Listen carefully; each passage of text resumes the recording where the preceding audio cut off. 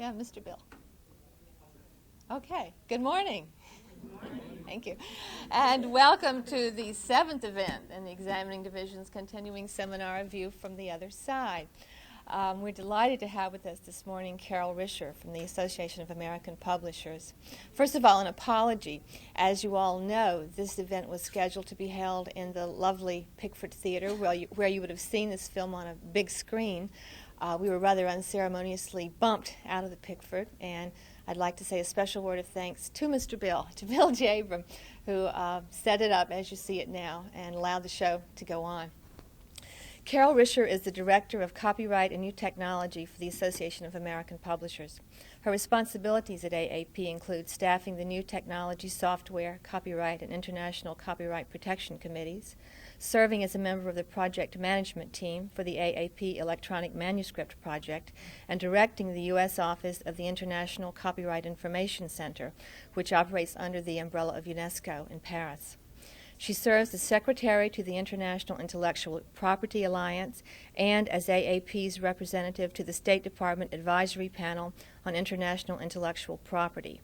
She's also a member of the Library of Congress Advisory Committee on Optical Disc Technology and a member of the Copyright Roundtable. For those of you who follow View from the Other Side trivia, you may also want to know that this is the first time we've had a speaker who's related to a speaker who spoke to us previously. Carol is the niece of William Krasilovsky, who I think you'll probably agree is one of our all-time favorites, and I'm sure that she'll keep up the fine family tradition. Please welcome Carol Risher.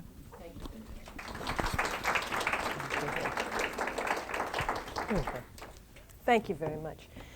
Book piracy has been a problem for book publishers for a long time, only they didn't know it.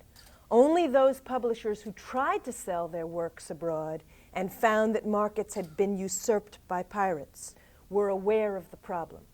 In the United States, where about between 60 and 80% of the books published are sold domestically, this was not a big problem or not perceived as a big problem for American book publishers. In the United Kingdom, where 60% of their markets are export, they recognized far earlier that this was a big problem for the book publishing industry.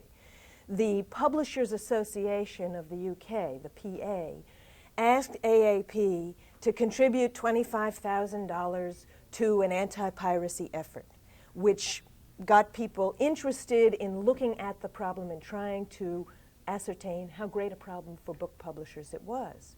We sent letters out to all of our members and said, please identify any piracy you've heard about in the last 2 years and name countries where it's occurred and types of books so we could find out how big a problem it was for our members.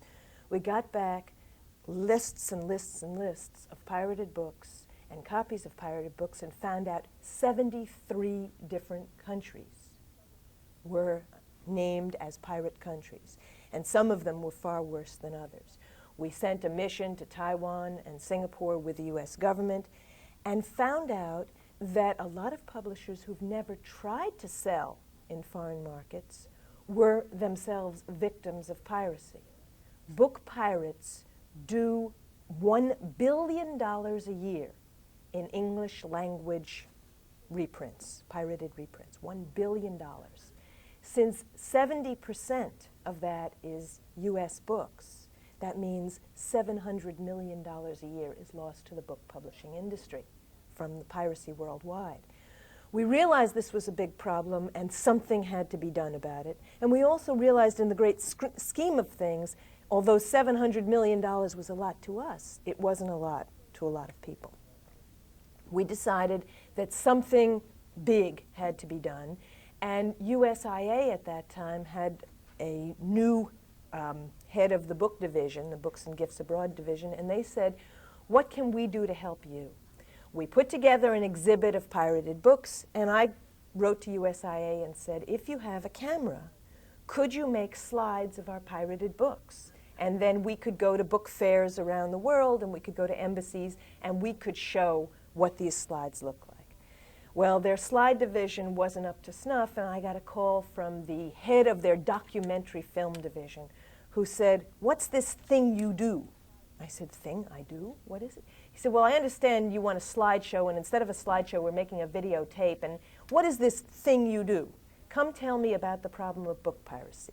And from my brief conversation with Gerald Krell, who was the director and producer of the film you're about to see, came the belief that book piracy was in fact a worldwide concern, that it was valid subject matter for a film that would be sent to all of the embassies, 140 US embassies around the world, that could be shown to publishing groups and foreign governments, that could be shown at book fairs. And in fact, this particular film was translated into Spanish, Castilian Spanish, and shown at the Barcelona Book Fair.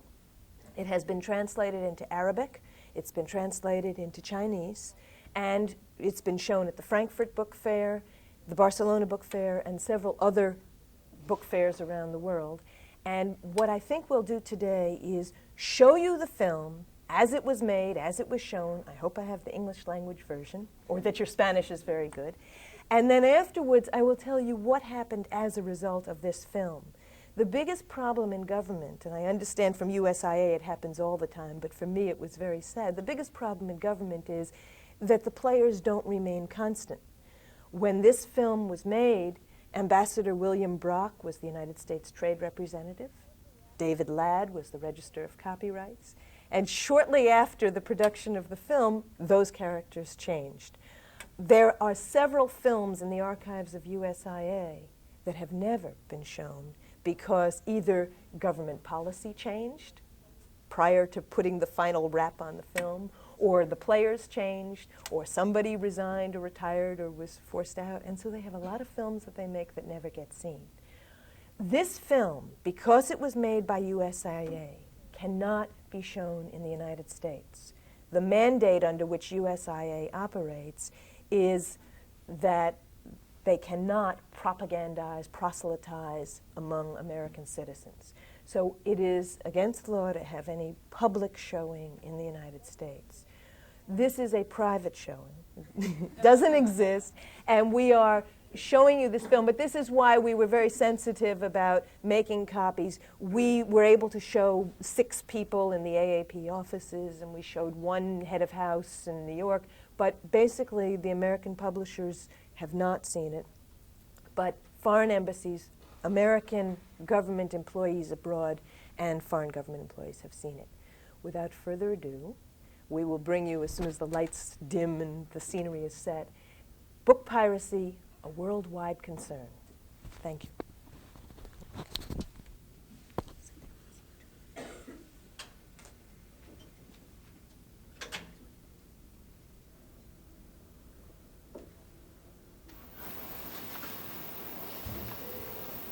Excuse me. Bill? Yeah. You're the end. Oh. You're at the very end. Okay. I guess I didn't rewind it. Well, you're getting to see the credits before the film. Right. It starts with a teaser. There are no words when it begins. So. That was the surprise, the deal at the Library of Congress.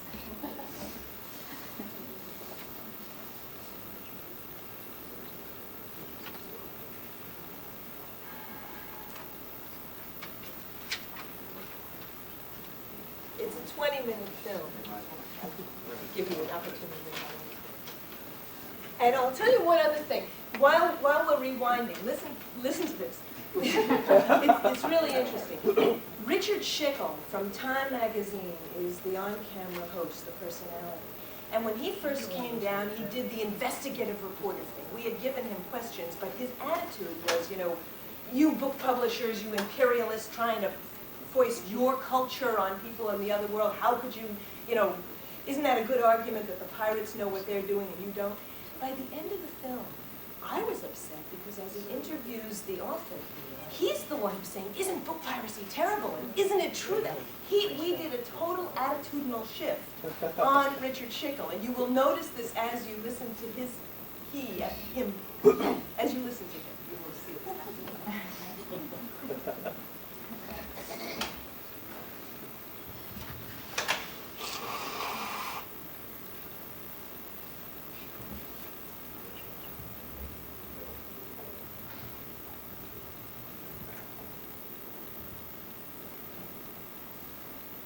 book piracy is a problem. It is a growing problem that is real and dramatic, and it's going to have an enormous effect on all other kinds of piracy. If we could steal somebody's idea, that's what book piracy is.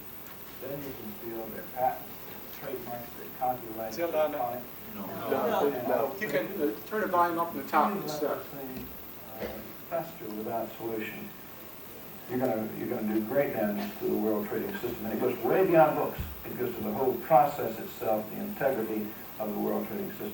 We have piracy in books, in software, in films, in sound recordings, in pirated computers, and jeans, and gears, in many things.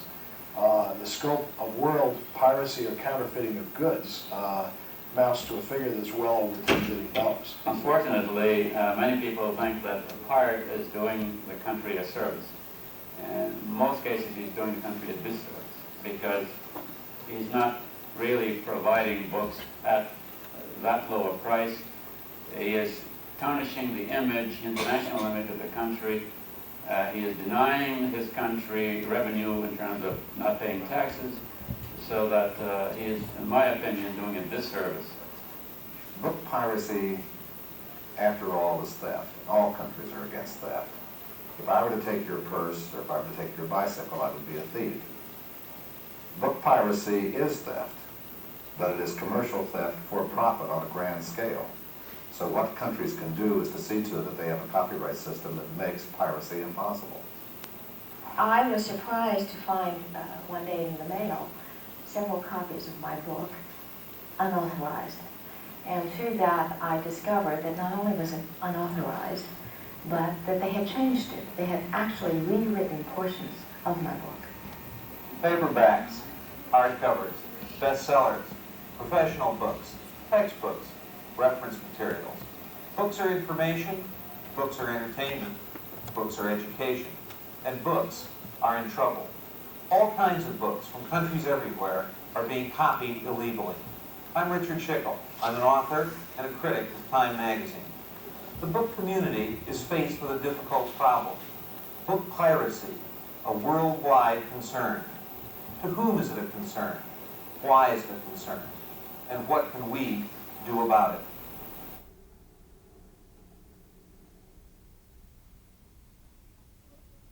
Alexander Burke is Executive Vice President of the McGraw-Hill Book Company and former President of McGraw-Hill International. Mr. Burke, you've traveled extensively around the world dealing with the problem of book piracy. How large a problem is it?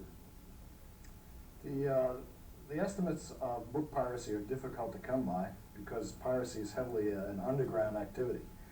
But as we've traveled the world, we've attempted to put together an estimate. We believe that the annual volume that the pirates do is about $1 billion in English language books when you take the whole world into account. And about 70% of that is on U.S. books, and about 30% of that is on British books. It does occur to one that the simplest thing to do with a book pirate is simply haul him into court, prosecute him, and put him out of business. Has that strategy been attempted by you or by any of the countries where you deal? It has not been attempted until recently, the reason being that the registration formalities and the fees for registration were so high, and so it was a futile exercise to try to bring pirates to court as an attempt to cure piracy. In other words, some form of persuasion along with the change of laws is your largest hope. Yes, I think in order for copyright laws to work, there must be strong enforcement, and there must be such deterrence to pirates that they won't dare try it a second time. People are getting fed up with piracy, with fraud, with counterfeiting. If we can't deal with these issues, you're going to start seeing a negative reaction in one country after another to just come down on the offenders. And a lot of innocent people are going to get hurt. A lot of trade is going to be damaged in other areas than books. You're not just talking about books. You're talking patents, copyrights, trademarks, the whole range of products where fraud and counterfeiting are just eating at the guts of the system. And what's going to happen, it's a clear fact, Developing countries whose very well-being and survival is dependent upon a growth in world trade are going to be the ones that are most negatively affected by this international reaction. People are going to get mad. They're going to start saying, let's do less business, let's crack down, let's take this action and that action to deal with this fraud. And that's going to have a negative effect, not just on books, but across the whole span of economic activity. Less jobs, less growth will be a result. What about the poor, struggling student, always a compelling figure? Isn't the book pirate offering him something that no other publisher is offering him, namely the books he needs to get his education at a price that he can afford? The student gets the book at a low price, but the book may be very poor in quality, may not be very durable, so that the book may not even last for the whole semester, nor if he's finished with it, will it be durable enough for him to perhaps resell it to another student, compared to a book produced by a legitimate publisher that has better paper and is more durable. There's also a practice in some countries of putting out a book under the name of an author, although the content is in fact not the author's. In short, they're getting a fraudulent product and may not be buying what they think they're buying. One of these books is a pirated book. One of these books is a legitimate book. Can you tell the difference? It isn't easy. Books are manufactured by publishers all over the world. Books are also manufactured by pirates all over the world. Sometimes a buyer can't tell the difference between a pirate book or journal and the real thing. The differences are subtle. The omission of the original publisher's name, the color of the cover, the size of the book. The visible differences are marginal. It doesn't matter to the buyer. All he knows is that he's getting a cheaper book. What can the book industry do to stop piracy? The argument obviously is you are imperialists of the Western culture, that you come in there, you sell at the highest possible price you can, the products of what amounts to a foreign culture, that you stand possibly to be a dominant force in another country's culture. What is your argument? Our argument is that we're doing that country a service that only we are capable of doing at this time. Very often in their own countries, they do not have the publishing, the printing, the creative expertise to produce this. We come in and we establish our own subsidiary in many countries. We help provide jobs to that country. We help develop a publishing industry. We encourage the growth of bookstores. We encourage the growth of libraries. We encourage the growth of a whole publishing community. Because we know that the ultimate success of books is to have a good publishing community and not just a few foreign publishers who are printing there. I suppose it could be argued that you are really just speaking for the rich, the privileged, the people who are trying to sell to nations that are, relatively speaking, much poorer than we are. Do you ever feel as if you're an exploiter of the developing nations? Well, I can't speak for other publishers, but I can speak on behalf of my own company, and I personally, as a representative of my company, have spent the last 25 years trying to help developing nations meet their book needs. And I've traveled, as you mentioned before, around the world for that purpose. I think that if developing countries are sincere in cooperating with us, we can assure them that we are sincere in wanting to cooperate with them. And together, I think we can provide every country with their book needs without having to resort to piracy. And at a price that a typical yes. consumer there can Yes. handle? Yes. For example, my company over the years has established companies in various countries of the world, and we reproduce low-cost editions of books originally published in the United States, and we sell them for 1/4 of the price of the U.S. list price. In your travels, have you ever come face to face with a book pirate? And if you have you had a discussion with him? Yes, we have talked with a number of them, trying to persuade them to change their ways and also to hear their arguments.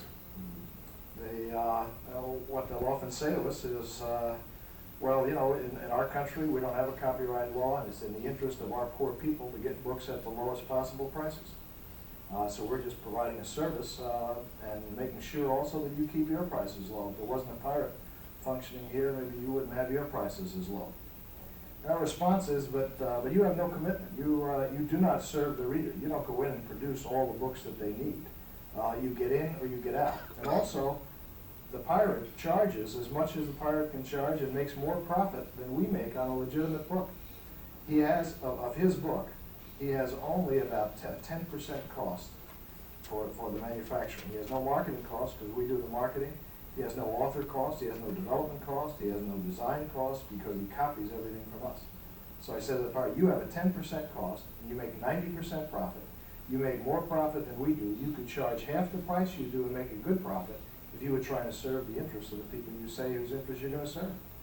In every civilization since the invention of the printing press, books have been used to exchange information and foster understanding among cultures. The Library of Congress in Washington, D.C. houses works protected by copyright. All over the world, national libraries house works protected by copyright. It has been a tradition for centuries that individual creativity has been protected. Betty Bow Lord is the author of a novel, Spring Moon. It's 31 weeks on the bestseller list in the United States and translated into 12 languages around the world. Mrs. Lord, you have had a distressing experience with book piracy. Would you tell us about it? Yes. I received in the mail one day copies of my book that was not authorized and published in Taiwan. And that was distressing enough. Then, as I started to read the book, I was even more horrified. They had actually changed what I had written. And the idea that my story, which is a story of a Chinese family from the 19th century to the 20th century, that they had taken the second half of the book and completely chopped it up, added words, added whole pages, changed about, I would say, a third of the book, but pirated it, sold it as if it was my work. After this happened, I raised the issue with the publisher, with the translator, with the government, and held a press conference and told people about this situation because I worked 6 years on this book. Each word is put in there for a special purpose. I didn't put these words in there for no purpose. And having to see pages, sections, chapters mutilated, it's incredible to an author. And for me, it was not a question of money. For me, it was a question of my integrity as a writer and the honor in which I think the publisher should give to me, and also the fact that my reputation is ruined. I can never get back that reputation. In your experience, is the individual author largely impotent in dealing with this problem? Well, for instance, just in my own case,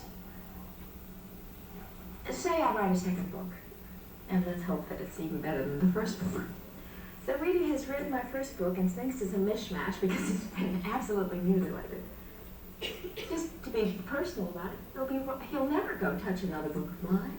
It's not the money. I really don't think it's the money for the author, especially in these countries where they claim that they don't have the money to buy books. It is a nominal fee. It is a measure of esteem, and it's a measure of that your words aren't changed. So I think that for me, if they would have come to me and said, well, you know, we'll pay you back in chopsticks, or we'll pay you back in whatever you want to have, or an exchange of books even, I would have said gladly, but not to change the words. What I was thinking about is that the reader is really being gypped by the Yes. pirate. He is not getting what he thinks he is Exactly. paying for. Yes, and there's no way I can catch up with it. I can't go run after everybody goes out of the bookstore and say, hey, that's not my book. Let's talk a little bit about the young author in a developing country and how piracy affects him and his career. Writers are in a very risky business. They work for years in hopes of getting their books published. And they look for publishers who will see some kind of talent and some hope in their works. It's very, very hard. Many people write manuscripts, and manuscripts are turned down over and over again. If this developing country author goes to the established publishers who are actually pirates of other people's works in other countries, why should he give them money? Why should he give him editorial help? Why should he talk to him about the process of the book that he's working on? He doesn't have to. It's a lot of work, the cooperation between the publisher, the editor, the markets, and the writer. He will be shut out because it's easier to take a book that's already been published, that's already been designed, that's always been put together, that's already been edited, and then just copy it and throw it out. Why should he go and find this author that's been struggling, pay him so that he can live, pay him the attention that's necessary for the whole process of getting a book published? So in the end, I think writers all over the world are being robbed. Around the world, nations are attempting to deal with the problem of international book piracy. Stealing intellectual property is theft, plain and simple. Publishers and authors look to their governments to give them protection. Does government have the answer? Our program to deal with piracy really comes down to, first, the multilateral effort to write a counterfeiting code in the GATT. Secondly, to work with other governments one by one on a bilateral basis to enforce the present protections that we have under our copyright agreements internationally and our patent agreements and our trademark agreements. Third, because we're frankly pretty fed up in the United States about the absence of progress in this area, we're working with our Congress on some changes in our domestic law. For example, under the GSP bill, if a country is not enforcing intellectual property rights, is not enforcing the international agreements, we will take that into consideration in the future. Foreign governments can see to it that their domestic copyright law provides a minimum standard of effective protection for works of authorship. Secondly, they can see to it that the penalties, both in terms of damages for civil infringement and for criminal infringement, are adequate to deter piracy when it occurs within a given country. And finally, it can try to conform its law to international standards which are set forth in the international treaties on copyright, like the Universal Copyright Convention to which the United States belongs. I think the governments of those countries are becoming aware that if they are going to be full-fledged members of the world intellectual community, if they're going to receive the trade benefits that they have received in the past, if they're going to establish themselves, as they are very eager to do, as high technology centers for the future, and producers of software and computers and books and films, that they have to establish copyright laws, they have to join the international conventions, and that the results of doing so, rather than a loss of revenue, will be an opportunity to generate new businesses for those countries, and to establish better trade relations with the whole world, and to export more of their products as they produce them in these areas that only copyright and intellectual right protection will allow them to do. The most important single element in world trade is the incentive to produce more of value so that you can do more business, create more jobs, more economic flows, more trade.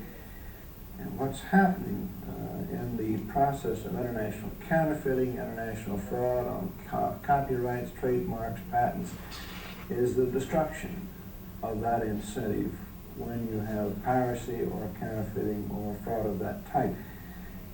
Ultimately, it's going to affect all world trade. Right now, it has a particular negative effect on the United States, upon our creative people, and we're simply not going to put up with it anymore. We've had it, we're fed up, and we're going to either see some international rules or we're going to adopt rules of our own that will deal with the problem aggressively. They must realize that in the end it robs not only the individual writer, but all writers all throughout the world. Because if publishers who can prosper by piracy, why shouldn't they nurture a beginning author? Why shouldn't they reward an established author? It's much easier to steal it and print it. And so therefore you have a situation that will not, writers cannot flourish. And if writers cannot flourish, in the end all readers Haram. Where book piracy is allowed to exist, the pirates make money and the buyers get cheap books. But that's only part of the problem. Piracy makes victims of entire countries. Where it exists, certain books are unavailable. Their authors never get published. Legitimate publishers go out of business, and world trade and commerce are held hostage. Book piracy is a worldwide concern. The question remains, what can be done about it? I'm Richard Schickel, Time Magazine.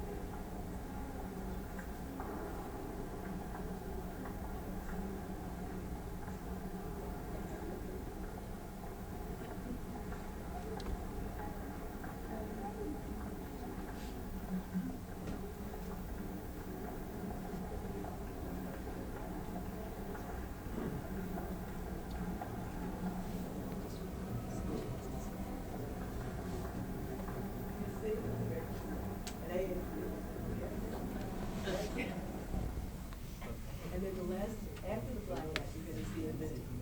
There you go. USIA has to get there.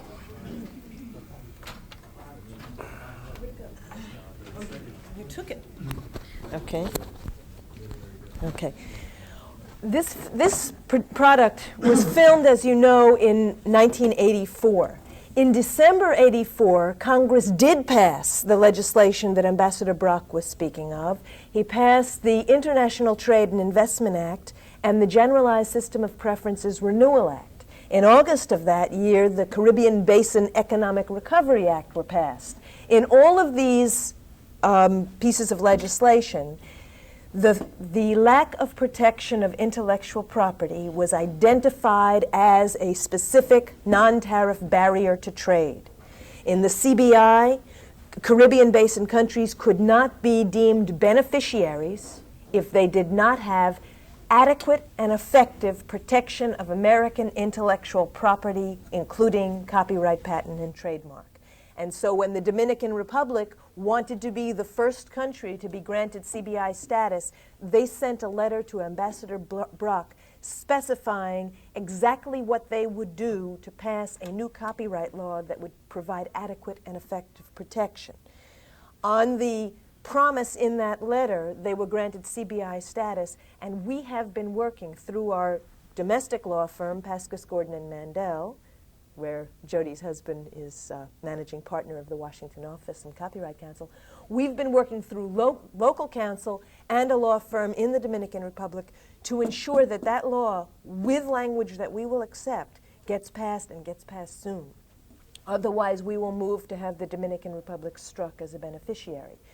The international, well, let's go back to GSP. The Generalized System of Preferences provides that 140 developing countries can send to this country, can export to the United States up to 3,000 different products, which are on that list, and send those products duty-free to the United States.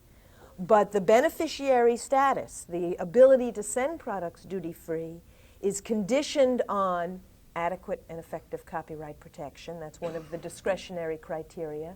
And getting new products or exceeding the limits that are based in the legislation. It says that if you have 50% of the market for this product, you can't send any more duty-free. But if it's a country like Bangladesh, which only exports jute, and there's no other country that the United States wants to get their jute from, there are ways to get a waiver on the competitive need limits. But before you get a waiver, you must prove that you have adequate and effective copyright protection. So we have already gone and testified on several countries who are now GSP beneficiaries, trying to have them improve their laws or be struck as beneficiaries. When Singapore, which is a leading pirate, petitioned for 18 waivers, they wanted to increase their amounts on given products and get new products certified. We testified against Singapore. I received a call yesterday from a United States representative of the government of Singapore who said, I would like to meet with you to convey Singapore's commitment and sincerity. And after calming down, because I wanted to tell him that Singapore's promise of commitment and sincerity was worth very little, I agreed to let him commit and make this statement of Singapore's commitment and sincerity only on the promise that he would take back our answer to the government of Singapore. The other provision, this GSP, we've been testifying and we've been present and we've been using the vehicles of the GSP, and in fact countries around the world are very frightened that they will lose their GSP status. And so draft laws are coming out of countries we never expected to see a new draft copyright law. The other part of that Trade Act amendments of 1984, amendments to the Trade Act of 1974, is the International Trade and Investment Act. And this empowers the president to retaliate against a country that has non-tariff barriers to trade. And again, protection of intellectual property or lack thereof is identified as a non-tariff barrier. So this year, in September 23rd, Mr. Reagan made his speech about U.S. trade policy and said we're going to come down heavy on pirates and counterfeiters. And October 16th, I believe the date was, he launched a 301 investigation, an investigation under the Trade Act of 1974 into the problem in the Republic of Korea, the fact that they do not have adequate and effective copyright protection. And he has said, Korea, the clock has started. You have 1 year to clean up your act, or we will retaliate. And the retaliation can take any form. Korea, as you know, has a brand new car that they'd like to bring to the United States to sell it.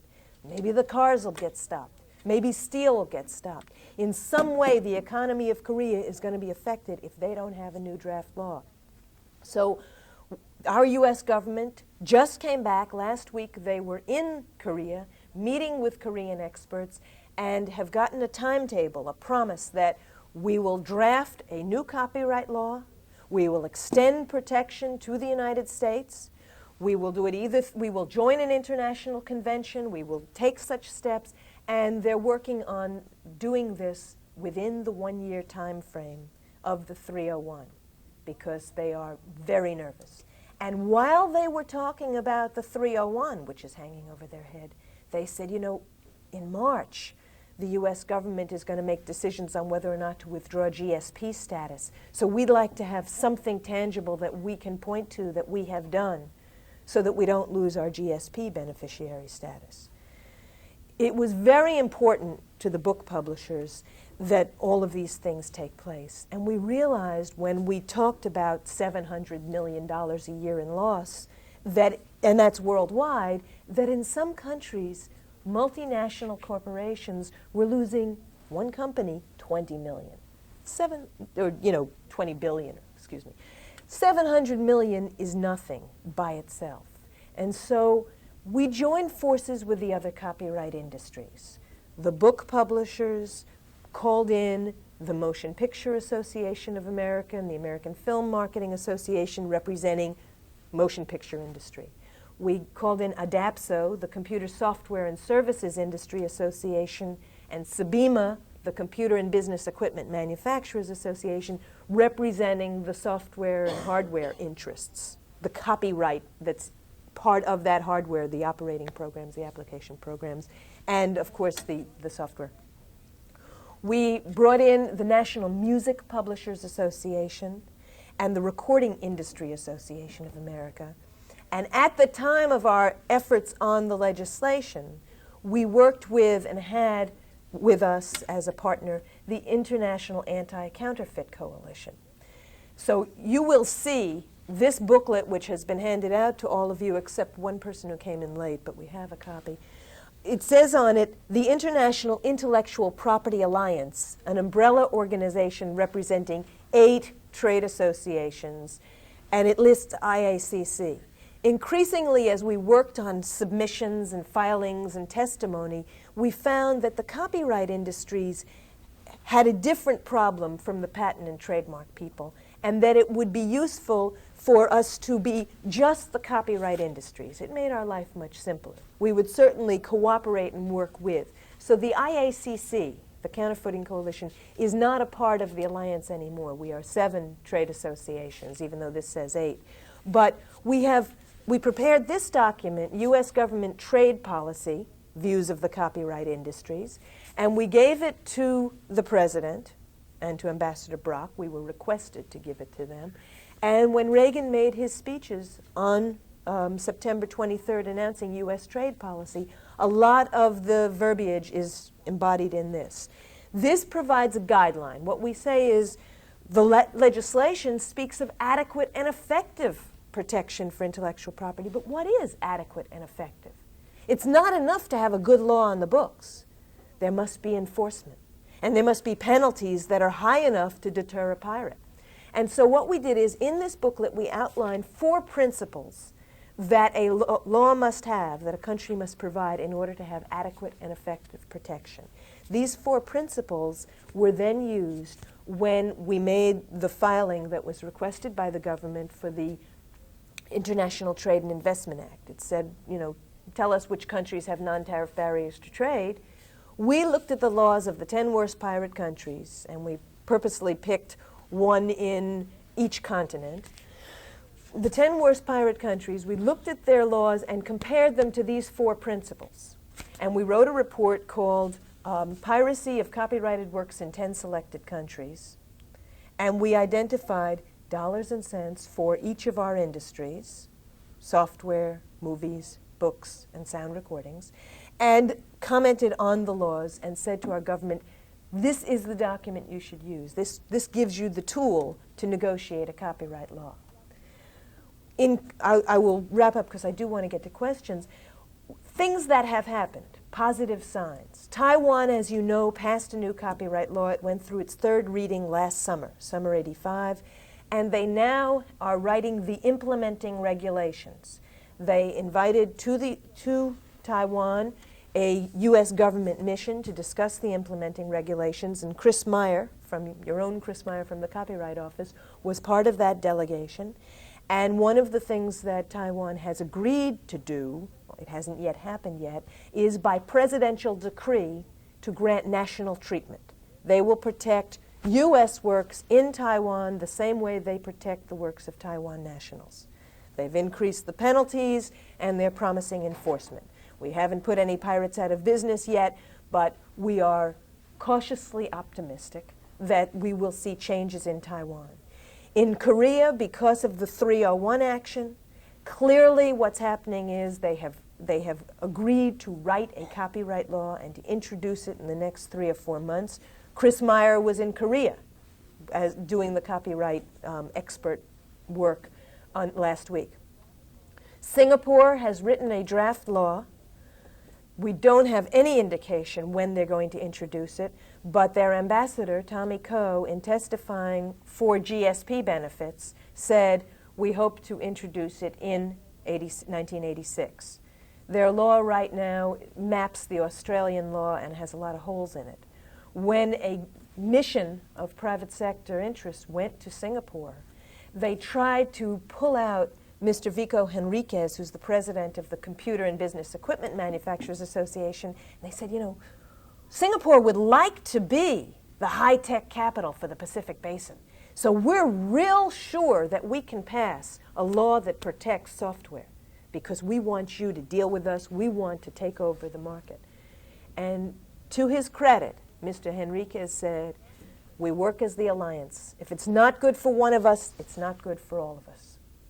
I mean, if it's not good for all of us, it's not good for one of us. And I will not discuss a software law outside the context of a comprehensive copyright law.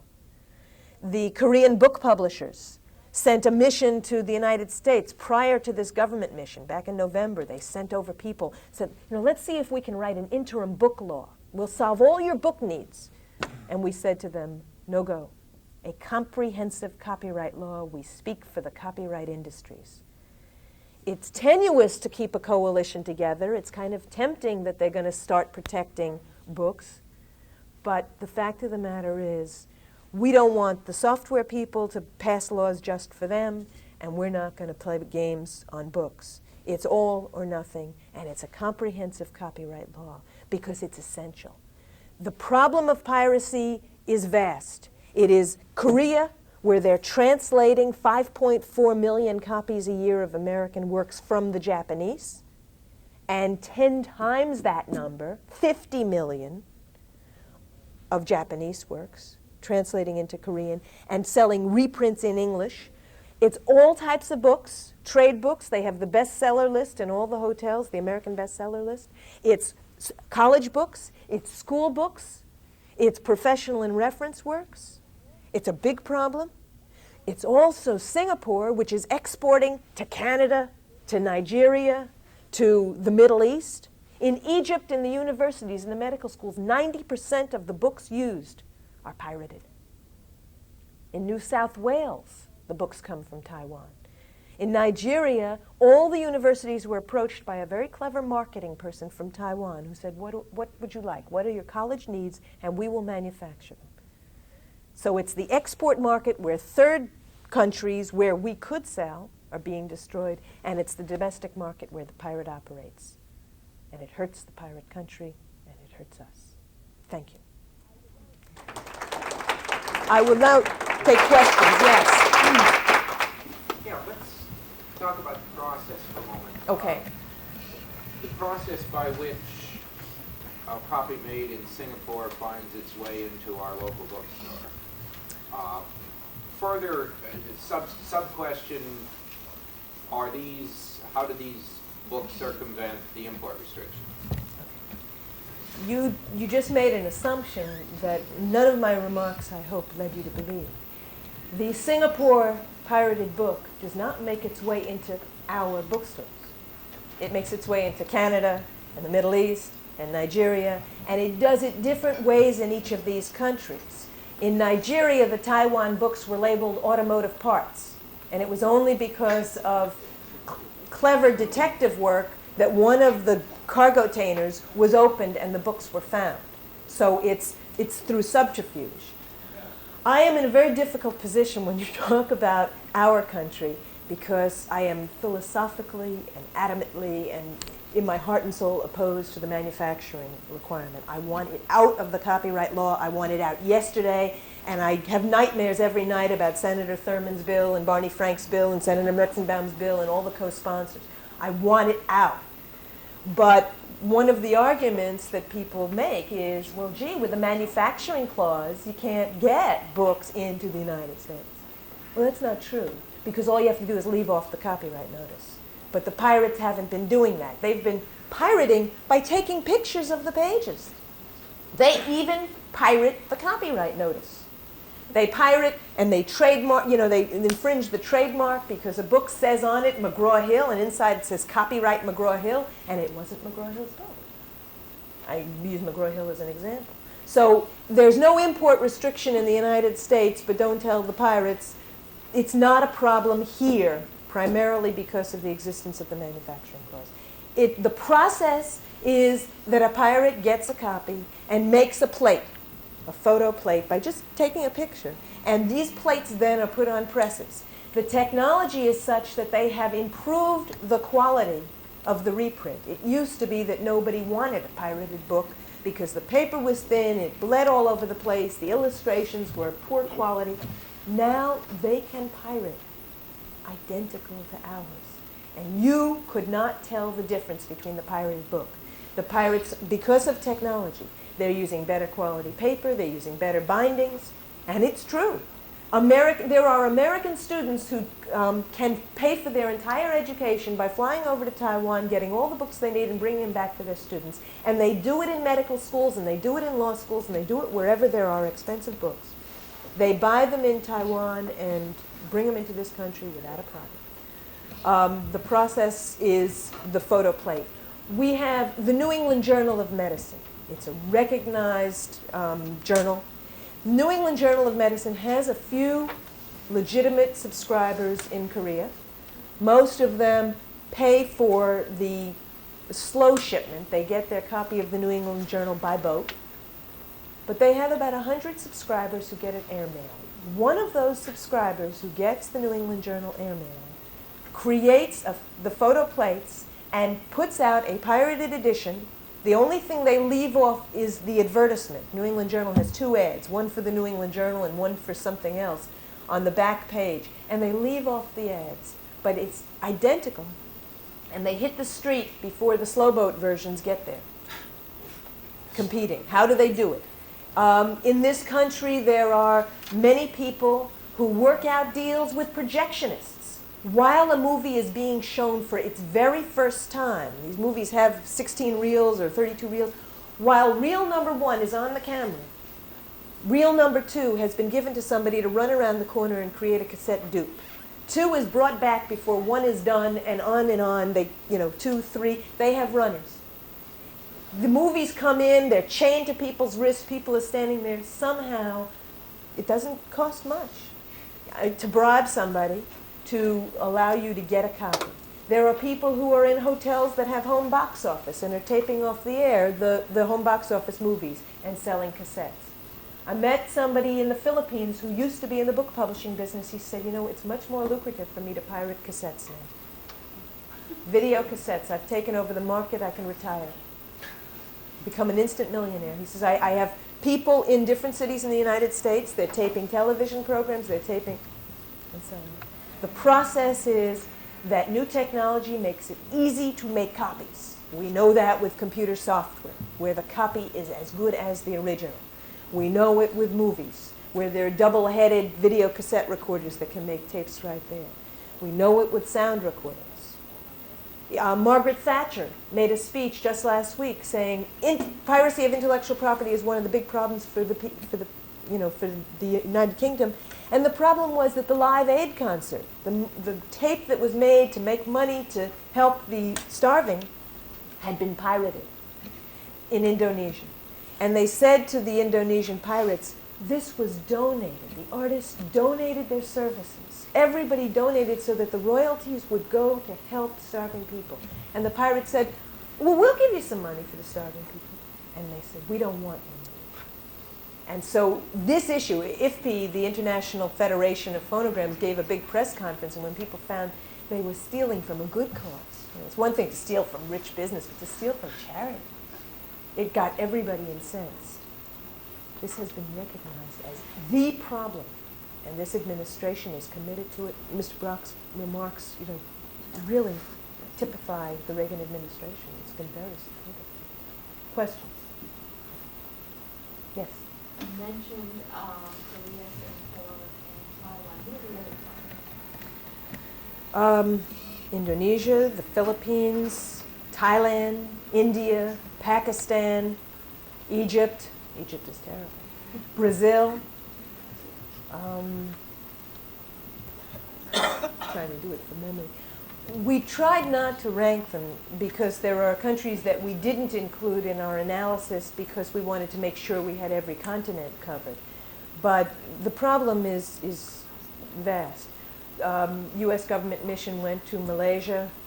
They are doing well. They have a draft law, and they're working with us, and we conducted seminars over there, the United States government.